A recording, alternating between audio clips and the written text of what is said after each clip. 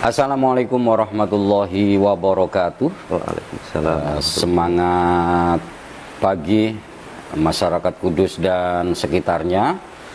Jumpa lagi dengan saya Tumenggung Fikri, juru kunci pojok kota Kretek. Masih tetap bersama centininews.co.id. Kita akan terus mencoba memahamkan masyarakat dengan dialog. Kali ini kita sudah bersama Bapak Haji Mawahib Afkar ya. Beliau adalah anggota Komisi E di DPRD Provinsi Jawa Tengah. Ya, mungkin di dialog hari ini kita akan berbincang tentang yang berhubungan dengan musibah ya. Artinya bagaimana kita memproteksi sarana dan prasarana apa kan begitu. Kang Wahib atau Gus Wahib ini dipanggilnya. Monggo. Kang Wahib aja ya. Lebih supaya lebih familiar di Kudus. Kang Wahib, mungkin di awal 2021 Indonesia sudah diselimuti banyak artinya berbagai bencana ya. Apakah itu yang berhubungan dengan alam, berhubungan dengan fasilitas transportasi dan yang lain-lain. Tentu yang paling dominan ini adalah musibah banjir ya. Tidak terkecuali di Kabupaten Kudus, seolah banjir ini menjadi tamu tahunan di Kabupaten Kudus. Ya tentu kejadian-kejadian seperti itu mewajibkan masyarakat ini untuk siaga ya. Tentu yang berkaitan dengan tugas pokok dan fungsi dari Komisi E DPRD Provinsi Jawa Tengah adalah termasuk pengawasan, penganggaran dan legislasi ya, produk aturan terkait dengan proteksi. Kita kenal ada Destana ya, Desa Tangguh atau Tanggap Bencana. Seperti apa Kang Wahib melihatnya ini? Baik, terima kasih Mas Tumenggung Fikri selaku juru kunci, yang membawa kunci pojok kota Kretek, juga keluarga besar centininews.co.id. Selamat pagi dan segenap masyarakat Kabupaten Kudus, tetap sehat, tetap semangat. Ya. Sebagaimana yang kita ketahui ya, kita bicara Jawa Tengah dulu. Jawa Tengah itu secara umum menjadi laboratorium beberapa bencana alam. Ya gitu ya Mas Temen. Laboratorium ya. Museum lah. Museum ya. Seolah menjadi outlet di dunia. Jawa Tengah ini menjadi sesuatu yang sebetulnya mengerikan. Kalau kita lihat Jawa Tengah sebelah selatan, itu ada Merapi. Waktu-waktu itu mengangkat. Iya. Ya, karena di situ ada kawasan Jawa Tengah yang Kabupaten Magelang dan Boyolali dan sekitarnya, memang secara teritori berada di daerah istimewa Yogyakarta, tapi efeknya itu ke Jawa Tengah juga. Nah, juga bencana-bencana yang lain. Kalau kita bicara banjir, hampir rata di Jawa Tengah ini. Di daerah Kebumen, Banjarnegara, semuanya hampir ada. Ya. Terus ada lagi bencana alam yang musiman juga, kalau panjenengan tadi mature tamu ya. Biasanya di daerah-daerah pegunungan, di dataran tinggi. Longsor ya. Longsor. Nah, ini secara umum bisa kita klasterkan. Ini di luar bencana-bencana musim kemarau, kekeringan ya. Atau nanti juga kebakaran. Ya, betul, kebakaran seperti itu. Anggap ini sebagai force mayor ya. sesuatu yang tidak bisa kita duga. Beberapa tahun ini, terutama awal-awal tahun 2021, kita di Kudus ada musibah banjir yang sampai cukup lama ya. Sebelum awal tahun 2021, akhir tahun 2020. Akhir tahun ya. Kita sudah bersama-sama relawan, baik relawan BPBD Kabupaten Kudus kerjasama dengan PBBD Jawa Tengah, karena kebetulan saya Komisi E yang mitra kerja membidangi di bidang PPBD ya. Sehingga kita selalu tampil untuk memberikan rasa kenyamanan bagaimana agar musibah banjir ini masyarakat Kudus tetap tenang. Memang anggap kalau kita lihat ya di daerah Kudus ini secara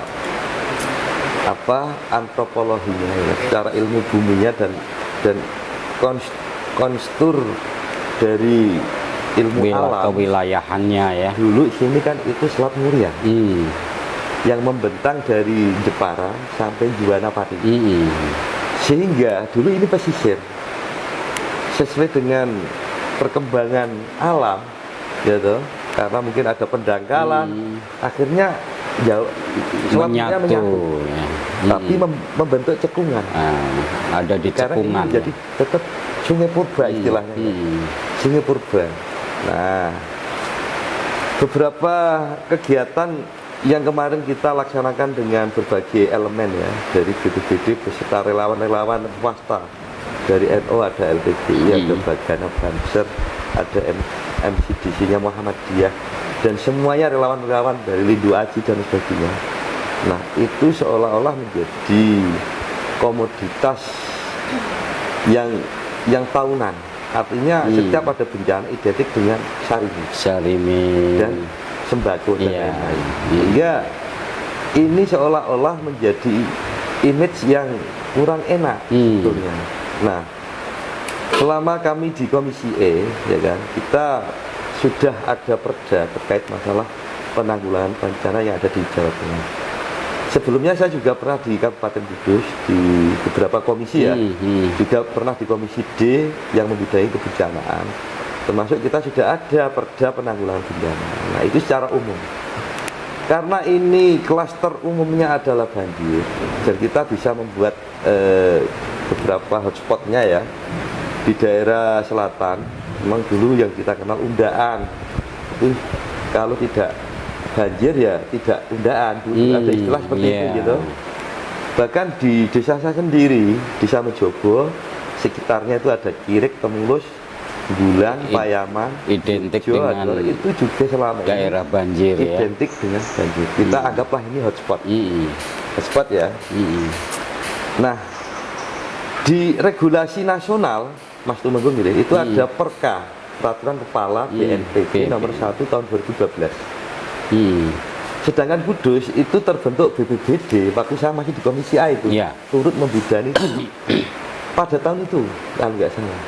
Dulu kan kebencanaan itu di Kesbang karena ada perubahan SOTK, karena beberapa aturan prasyarat BPBD terbentuk itu harus ada beberapa prasyarat, sehingga kita membidani BPBD Kabupaten Kudus dan memang fokus dalam penanganan semua bencana yang ada di Kudus, terutama banjir, longsor. Dua hal ini yang akan kita kupas. Perka nomor 1 2012 ini itu tentang apa? Tadi yang dengan sampaikan, yaitu konsep desa tangguh bencana. Seperti apa gambarannya itu? Baik-baik. Destana ini sebuah cara mitigasi minimal sebagai pengurangan risiko bencana, membuat SDM yang ada di sekitar area bencana itu sudah siap, kesiagaannya bisa dijamin. Caranya bagaimana? Makanya kita memberikan program pelatihan. Dan beberapa bulan yang lalu kita sudah sosialisasi, gitu. Terus hari ini BPBD Jawa Tengah kerjasama dengan relawan yang ada di Jepara, termasuk relawan Kudus dari Bagana, LPBI, dan segenap elemen unsur relawan mengadakan sosialisasi dan pelatihan-pelatihan. Nah, ini konsep secara umum. Kalau boleh saya sambung. Iya, monggo. Gitu. Dilanjut tentunya aja. Ini terkait dengan kebijakan. Boleh kebijakan ya? Ya. Kebijakan karena negara harus hadir. Kehadiran negara ini membuat regulasi itu tidak hanya sebatas sebagai narasi saja, cuman harus betul-betul, kalau istilahnya ya, kalau undang-undang itu harus ada PP-nya. PP. Kalau pergub, kalau perda provinsi harus ada pergubnya. Kalau perda kabupaten harus ada Pergubnya. Karena apa? Di Kudus kebetulan waktu saya masih di Dewan Kabupaten Kudus itu sudah ada perda tentang kerjasama antar desa. Yang dimaksud kerjasama antar desa ini karena mungkin punya persamaan budaya, pertanian dan lain sebagainya. Nah, karena bunyi perda ini sudah jelas ya, karena ada kesamaan, itu bisa dikerjasamakan. Saya contohkan ya di daerah Kecamatan Mejobo sendiri. Ini di luar kecamatan yang lain dulu. Kita bisa menarik, bisa melihat, bisa selalu mengunjungi lah. Selama ini kalau ada bencana kita turut membantu. Yang pertama adalah desa Bulan, desa Payaman. Mejobo itu desa saya sendiri itu ya, itu sebagai lintasan. Tapi juga bandang ini mengganggu aktivitas betul aktivitas masyarakat karena sering gitu. Desa Kirik, desa Temulus yang kemarin sampai mendapat limpahan air menggenang berminggu-minggu itu. Jojo ada apa? Desa-desa yang dilewati bencana ini kita taruhlah hotspotnya banjir itu di sini. Kita anggap cluster. Ini dengan perda yang sudah ada di kabupaten. Nomornya berapa saya lupa. Ini bisa difasilitasi oleh pihak kecamatan, ya, teritori bencana ini untuk membuat perda antar desa. Kan jadi antar lebih spesifik ya. Ini ke bencana. Nah, nanti desa ini sepakat apa yang harus dibuat. Apa itu infrastruktur? Saya kira saya tadi sudah menyampaikan asal terjadinya selap ini ya. Berapapun anggaran, bagaimana yang pernah saya saya ikuti waktu ada musrenbang wilayah di Kabupaten Jepara, beberapa bupati di Kabupaten Pati ini. Kita melihat hitungan angka itu cukup fantastis dari beberapa kabupaten ini. Sekitar 2,7 triliun Mas Tumenggung. Ini kalau kalau digabung ya anggaran 2 kabupaten, anggaran APBD 2 kabupaten, di luar anggaran belanja pegawai itu. Nanti bagaimana nggak bisa menggaji itu? Iya betul. Nah, sedangkan dari pusat sendiri, gitu, itu selama ini saya menyayangkan belum ada penanganan secara nyata. Normalisasi sungai Juwana juga setengah-setengah. Masih sepotong-sepotong ya. Setengah-setengah itu. Ini juga menjadi kajian teknis dari BBWS. Kalaupun ini dilakukan, pasti airnya lari ke selatan. Dampaknya ke kabupaten yang sebelah selatan, Kabupaten Kudus. Nah. Jadi ya, Mas Tumenggung dan genap masyarakat Kabupaten Kudus, di istana desa tangguh bencana memang sudah pasti harus dilaksanakan. Ini tinggal goodwill dan political will. Harus betul-betul ada kemauan dari pihak legislatif dan eksekutif. Nah, itu sementara bisa disampaikan. Kang Wahib, untuk bisa menyiapkan desa yang seperti Kang Wahib sampaikan tadi itu prosesnya harus seperti apa? Artinya dari sisi mungkin prioritas penganggaran di APBD dan mungkin di provinsi juga bisa mensupport. Seperti apa Kang Wahib? Baik, karena tadi saya sudah menyampaikan, ini kan perda harus ada perbuk. Anggap perda itu sebagai juknis, perbuk sebagai juklak. Kan pelaksanaan. Sudah ada payungnya, tinggal petunjuk pelaksanaannya. Nah, di istana ini karena ini program pemerintah, ini sudah menjadi aturan. Dan kita ketahui bencana itu menjadi tanggung jawab semuanya. Dan penanganan bencana itu segalanya. Karena ini berkaitan dengan nyawa. betul. Dalam istilah agama manapun, istilah agama kita ya Islam ya, itu prinsip agama pertama adalah hifdzun nafas. Menjaga nyawa itu menjadi prioritas dari segalanya. Ya. Bagaimana kemarin itu ya yang disampaikan Bapak Kapolri, Panglima TNI terkait adanya pandemi ya, bahwa hukum tertinggi itu adalah penanganan nyawa. Masuk, semoga kita semuanya ini dalam wabah COVID ini juga harus selalu fokus gitu. Nah, anggaran-anggaran itu bisa ya kan, asal dimulai dari tingkat bawah dulu. APBD desa setempat itu harus punya alokasi 10% lah kita taruh. Taruhlah dengan adanya dana desa itu 10% itu dipersiapkan untuk kegiatan desa tangguh bencana. Ya, artinya tidak harus semua desa, tapi yang setiap tahun ini mengalami bencana ini wajib memiliki desa tangguh bencana tadi ya kan Wahid. Betul, itu betul. Betul itu Mas Tumenggung. Karena saya tadi kan sudah mengklaster beberapa desa. Kalau tidak dilakukan seperti itu, taruhlah seperti ini gambarannya. Anggaran di istana yang dianggarkan oleh desa terlebih dahulu, itu nanti bisa mendapatkan stimulan berupa BNKU, gitu, berupa apa lain-lain nanti dari BNPB nanti juga bisa menyalurkan agar di situ sudah ada payung hukumnya ada di desa. Otomatis desa nanti kan membuat perdes lewat musyawarah desa. Nah, turunan aturan ini kan memang harus sesuai dengan konsiderasinya, Mas Tumenggung. Tidak serta-merta tidak ada payung nanti walaupun dengan niat yang baik ya toh, dengan maksud cantolan hukumnya belum jelas ya. Tapi karena ini duit negara harus dipertanggungjawabkan, dibuat aturan yang sesuai dengan musyawarah desa, karena ini sudah diatur dalam undang-undang. Misal taruhlah dalam APBD itu 1 miliar per tahun, 1 juta dianggarkan khusus desa-desa yang menjadi hotspot tadi ya. Kegiatannya buat apa? Banyak. Mitigasi, pelatihan, pengurangan risiko bencana. Ketika ada banjir bandang dan menggenai seperti kemarin itu ya kan, kita sudah punya satgas, punya SDM. Yang kedua, dibuat beli perahu karet untuk evakuasi. Karena beberapa kali kemarin di Dukung Goleng ya, kita kekurangan sarana untuk pendistribusian logistik. Kita pinjam ke luar kota kan dari itu sampai lambat. Saya dengan teman-teman di BPBD Jawa Tengah juga mencari bantuan-bantuan yang perahunya ada di kabupaten lain, terutama Pekalongan juga berbarengan ya. Iya, betul.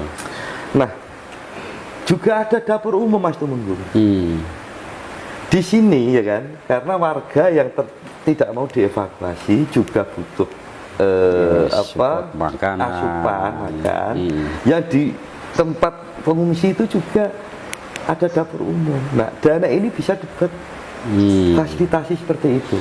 Nah, ini memang tidak menyelesaikan banjir, tapi paling tidak akan mengurangi resikonya.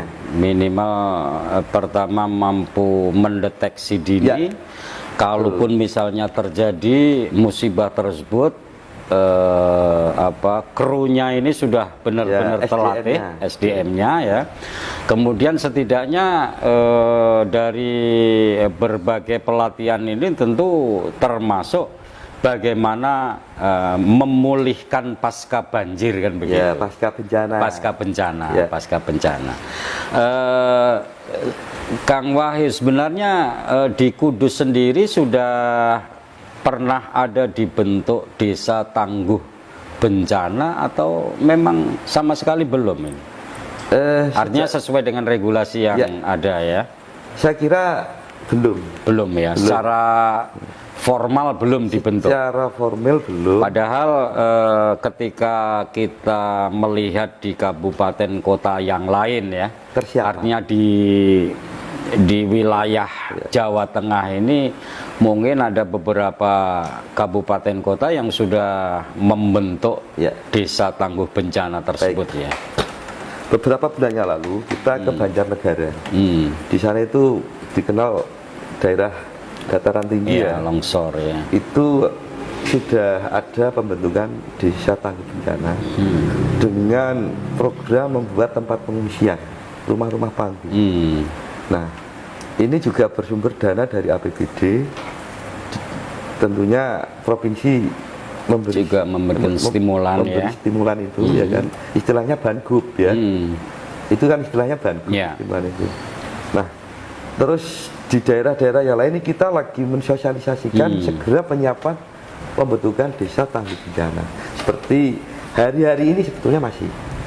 Kebetulan sahabat-sahabat relawan Bagana di daerah Bangsri masih mengadakan sosialisasi.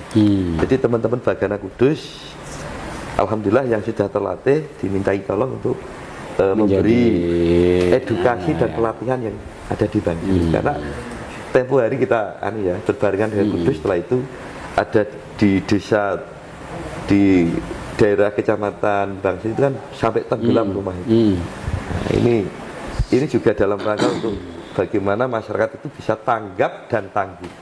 Iya, ya setidaknya mungkin mekanisme pembentukan desa tangguh bencana ini kan menurut Kang Wahib ini harus diawali dari atas ke bawah atau diinisiasi dari desa kemudian seperti apa mekanismenya? Baik, karena ini pemerintah desa itu menjadi ujung tombak pemerintah di semua tingkatan. Ada istilah desa itu menjadi ujung tombak negara. Saya kira ini yang namanya level kabupaten itu bisa memfasilitasi sebetulnya ya kan? Nah, makanya tadi saya menyampaikan goodwill dengan political will itu harus sinkron ya, seiring. Teman-teman di legislatif itu sudah mempunyai keinginan, tapi pelaksanaan teknisnya kan ada di eksekutif. Ini kan kita anggap goodwill dan political will itu harus seirama. Tentu yang paling berkepentingan ini di BPBD-nya ya. Iya, domainnya kan BPBD. Domainnya di BPBD ya. Kita siap memfasilitasi itu. Seperti tempo hari ya, kita pernah reses dengan beberapa kepala desa soal itu. Di Desa Karangrowo pernah kita mengadakan sosialisasi terkait pendeteksian bencana alam. Ya saya fokusnya ke Desa. Di Karangrowo itu sudah ada tempat pengungsi di balik desa, dibuat sendiri di mana itu sudah bagus. Dapur umum di halamannya. Nah, ini kan tidak permanen. Ya, artinya hanya inisiasi sendiri, itu kan tidak hanya dicantolkan dengan regulasi. Itu tenda-tenda sesaat. Dengan adanya di istana ini, saya kira cara aman praktis memberi edukasi, memberi kepada masyarakat yang terdampak bencana banjir itu agar senantiasa itu sudah pertama minimal sigap. Apa yang harus dilakukan ketika banjir? Minimal pelatihan renang. Ini kan soal nyawa. Kan betul Mas Temenggung. Nah, kedua, bagaimana setelah kita itu mengevakuasi warga itu, kita sudah punya sarpras dapur umum. Artinya tidak menunggu ya. Iya, tidak usah menunggu. Jadi semua sarana dan prasarannya ini sudah siap. Musibah seperti ini selalu ada dropping sarimi, kemudian banyak bendera-bendera berkibar ya kan. Tidak usah menunggu seperti itu. Apalagi sekarang musimnya selfie di tengah banjir. Ya, itu saya juga melakukan karena untuk laporan dari saya, untuk laporan ke kantor. Iya. Jadi tidak terkecuali mungkin keberadaan desa tangguh atau tanggap bencana ini juga tidak hanya melulu melatih para relawannya, kemudian mewujudkan sarana dan prasarananya, akan tetapi sosialisasi kepada masyarakat agar hidup sehat dan bersih ini juga artinya bisa dilakukan oleh relawan-relawan itu kan begitu. Ya, betul Mas Temenggung. Beberapa kali kita sosialisasi ya dengan BPBD Kabupaten. Kebetulan terakhir ada sosialisasi tentang pendeteksian bencana mitigasi di Desa Gulang minggu yang lalu. Kebetulan saya ditugaskan di daerah Demak gitu kan. Demak juga banyak area banjir gitu. Sehingga saya dihubungi kepala desanya bahwa memang Gulang itu termasuk daerah yang harus diperhatikan, terutama Gulang yang sebelah Gulang tempel ya kali, Dukuh tempel ya. Dukuh tempel. Nah itu kan yang selama ini menjadi daerah terisolir ketika ada bencana. Sepanjang jalan arteri atau jalan lingkar jalan Jakarta Surabaya ini kalau Pemerintah Kudus, bila ini sudah memasuki musim hujan, di situ sudah seperti lautan, gitu. Nah ini sudah masuk musim hujan ya, walaupun ini masih musim apa namanya, musim kemarau dan musim hujan, tapi ini sudah kita harus persiapkan ini, biar nanti ke depan masyarakat itu tidak gaduh, tidak shock dan tidak kaget. Nah terutama kemarin masih ingat dalam ingatan kita ya, masih segar dalam ingatan kita itu evakuasi itu sampai tengah malam karena bencana hadir. Ya datangnya tidak kulon dulu ya Kang Wahib ya. Saya kira saya mendesak ya pemerintah kabupaten untuk segera menginisiasi lah, karena ini semuanya kan di bawah naungan kabupaten. Desa ini menjadi pengampu. Artinya mungkin ketika kita bicara tentang program ya, program kemudian yang dibiayai oleh APBDes atau APBD, tentu pemerintah ini harus mampu mengklasifikasikan bahwa kita itu sebenarnya ada persoalan apa, kemudian bagaimana cara memecahkan. Oh ternyata kita butuhnya ini. Jadi membangun ini tidak hanya didasarkan pada keinginan, aku kepengen gawe iki, tapi manfaat, hasil guna dan daya gunanya ini tidak maksimal. Ketika kita bicara dari sisi memprotek pada saat ada bencana banjir, ini kebutuhannya kita sesegera mungkin di setiap desa yang menjadi hotspot banjir tadi segera dibentuk desa tangguh bencana dengan segala ukur-rampenya kan begitu.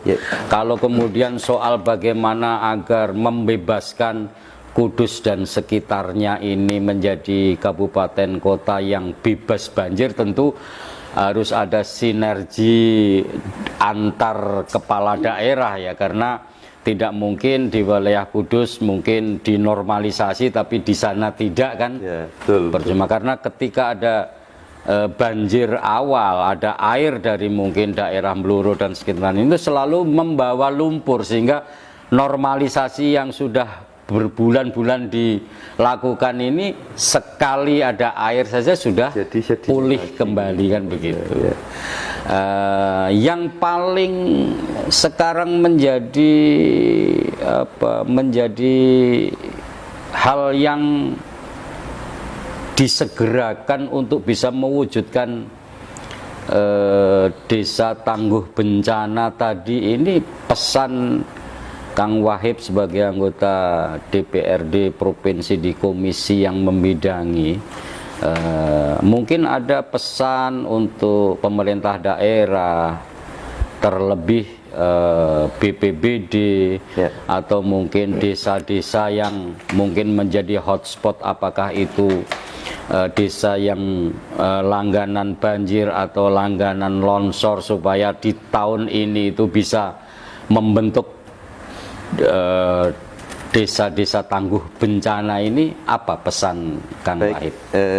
Saya sebetulnya belum memberi pesan ya, hanya bercerita dulu. Soal pesan itu nanti kan tergantung goodwill dan political will ya kan? Nah ini sekali lagi memang intinya ke sana nanti. Jadi bencana banjir ini kan tidak hanya di wilayah Mojokerto, ada di Undaan, sebagian Jekulo, sebagian di Kaliwungu ya. Lihat kejadian kemarin itu gitu, sehingga sudah memang harusnya ya kan peraturan-peraturan itu dilaksanakan. Artinya peraturannya sudah ada ya sebenarnya. Sudah dilaksanakan. Kalau sudah ada Perda Jawa Tengah, sudah ada Perkab BNPB-nya sudah menjadi payung. Dan kalau kita sudah lihat, kita sudah kerjasama dengan PBBD Kabupaten hampir tiap bulan itu kita mengadakan sosialisasi. Nah, itu hanya sekedar sosialisasi itu nggak ada outputnya, itu juga ya tidak berhasil guna juga ya, hanya kata-kata berbalas kata ya. Ya.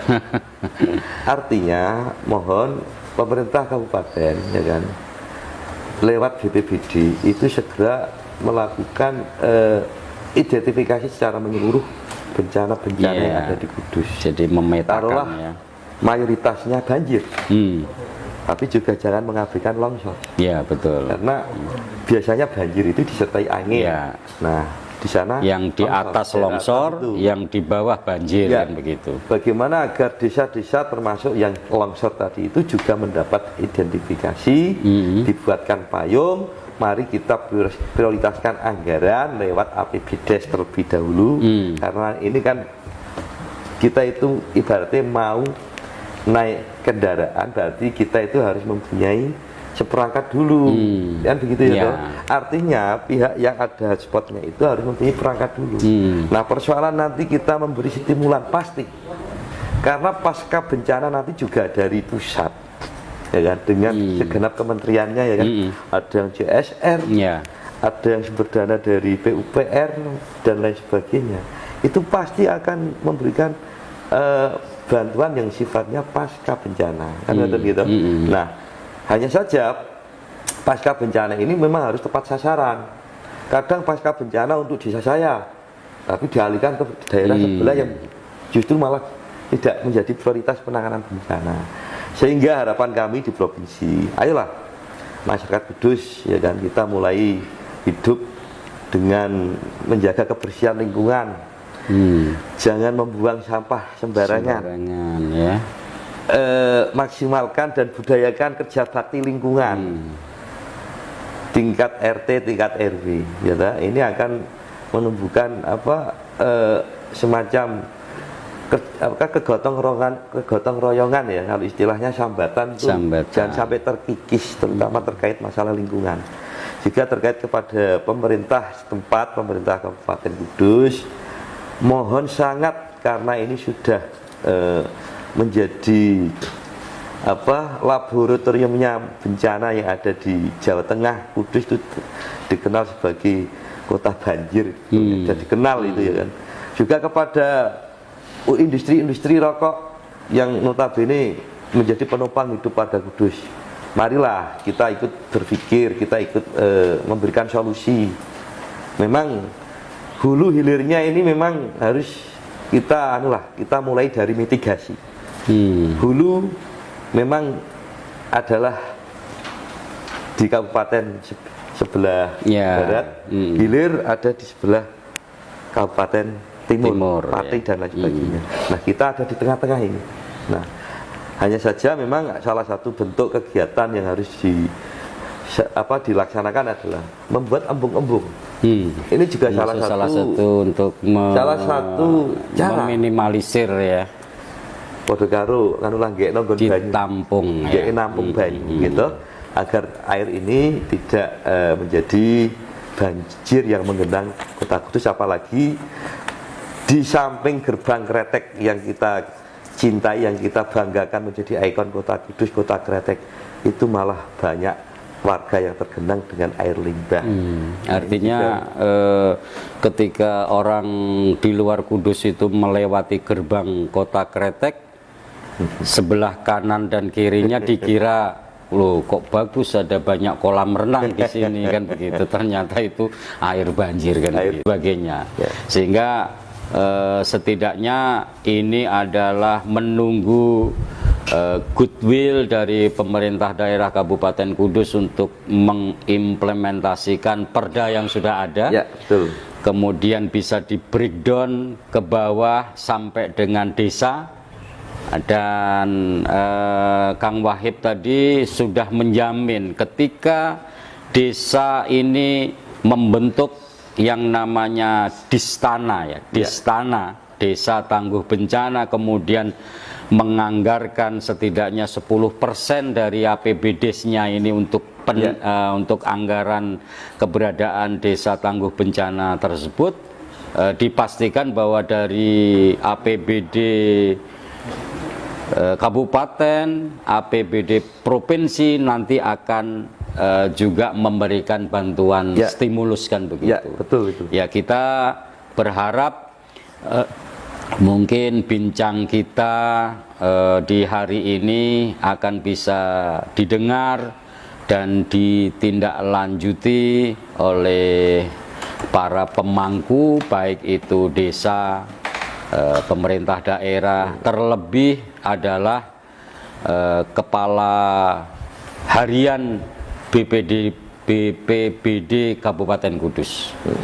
Setidaknya kita tidak akan terkaget-kaget ketika ada tamu yang datang, apakah itu longsor atau banjir, dan setidaknya kita meminimalisir kehadiran artis-artis dadakan ketika ada banjir, membawa sarimi, membawa bungkusan, membawa benderanya masing-masing. Kita apresiasi.